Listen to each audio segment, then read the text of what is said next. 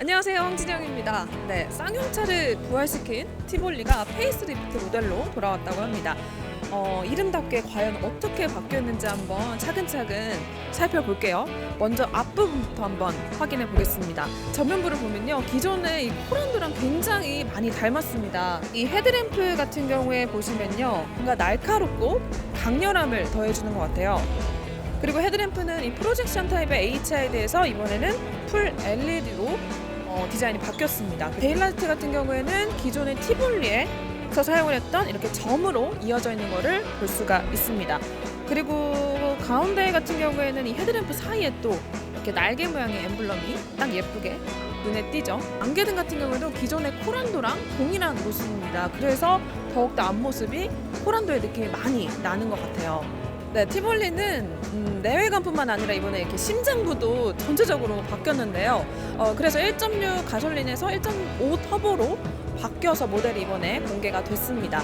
1.5 가솔린 모델 같은 경우에는 일단 최대 마력이 163마력이고요. 최대 토크는 26.5토크예요. 그리고 디젤 모델 같은 경우에도 이 마력이랑 토크가 상승을 했거든요.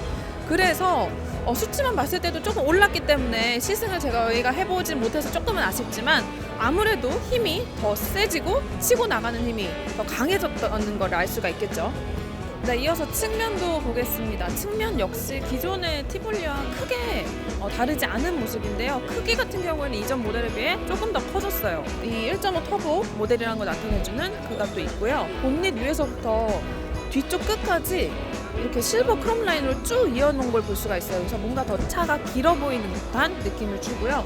또 투톤 컬러로 예쁘게 이렇게 해놔서 이거는 본인이 원하는 대로 컬러를 선택을 할 수 있으니까 티볼리의 또 장점이 여기서 나오는 것 같아요. 휠 같은 경우에는 지금 18인치 휠이 장착이 되어 있거든요. 바람개비 디자인을 적용을 했는데 뭔가 더 각져 있어서 스포티함이 훨씬 더 많이 드러나는 것 같아요. 이어서 또 후면 보겠습니다. 후면 역시 기존 티볼리와 크게 막 달라진 점은 없다고 볼 수가 있는데요. 특히 이 테일램프 같은 경우에는 그래도 이전 모델에 비해서 뭔가 더 디테일해진 점은 있는 것 같아요. 기존에 하나였던 게 이렇게 검은색으로 이렇게 나눠주면서 세 개로 이렇게 나뉘어진 걸 볼 수가 있어요. 그래서 뭔가 더 한 번 더 눈길이 가는 것 같고요. 방향지시등 그리고 후진등 그리고 브레이크 등입니다.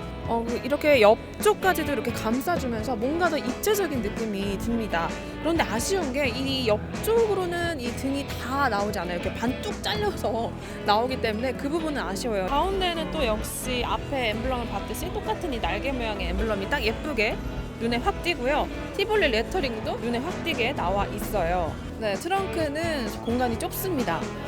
근데 이 매직 트레이를 제거를 하면은 적재 용량이 한 427리터 정도 나온다고 하더라고요. 왼쪽으로는 그리고 뭔가 걸 수 있는 고리도 발견이 되고요. 옆으로는 또 역시 뭔가 껴놓을 수 있는 이렇게 고무줄처럼 달아놓은 거를 확인을 할 수가 있습니다.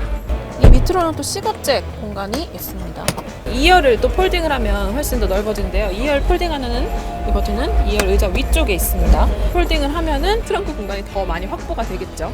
내부로 들어왔는데요. 내부를 딱 보면은 이 코란도의 블레이즈 콕핏 그 느낌이 역시 많이 듭니다.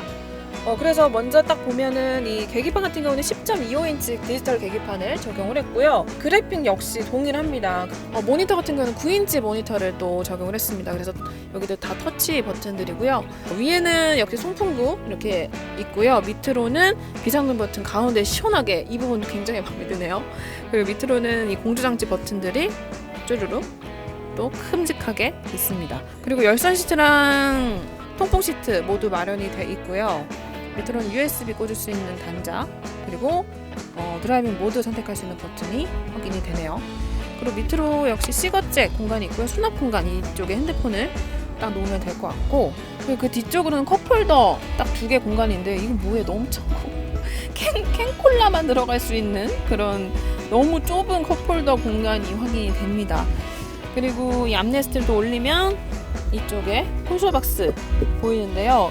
이걸 닫아보면 이 뒤쪽 같은 경우는 비어있는 걸 볼 수가 있어요. 그래서 이거를 왜 비워놨는지 모르겠는데 뭔가 먼지도 많이 들어갈 것 같고 네, 이 비어있는 거는 왜 그런지 한번 확인을 해봐야 될 것 같네요. 스티어링 휠 같은 경우에는요. 스포츠 티컷을 또 적용을 했습니다. 그래서 뭔가 더 그립감이 좋고요. 최고급 가죽을 또 썼다고 하네요. 그래서 촉감도 만족스럽게 느끼실 수가 있습니다. 그리고 스티어링 뒤에 패드 시프트는 이번에 티볼리는 없습니다.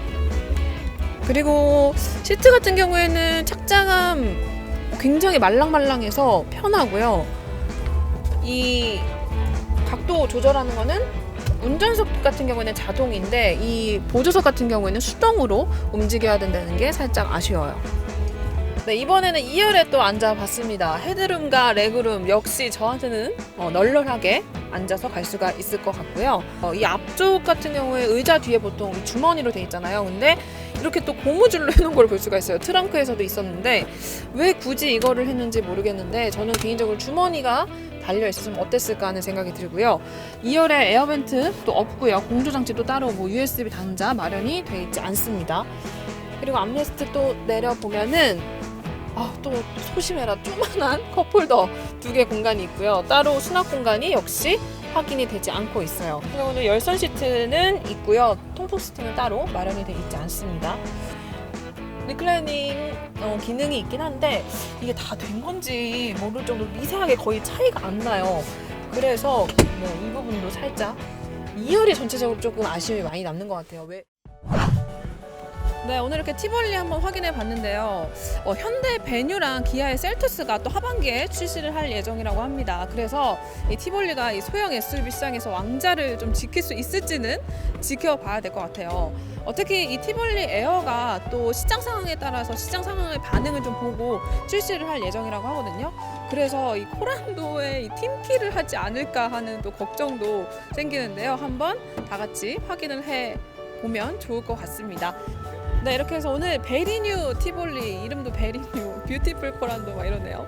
네, 베리뉴 티볼리에 한번 행사장에 와서 살펴봤고요. 그럼 저희는 또 다음에 시승기로 돌아오도록 하겠습니다. 오늘도 이 좋아요와 댓글 많이 달아주시고요. 다음에 돌아오겠습니다. 지금까지 황진영이었습니다. 안녕히 계세요.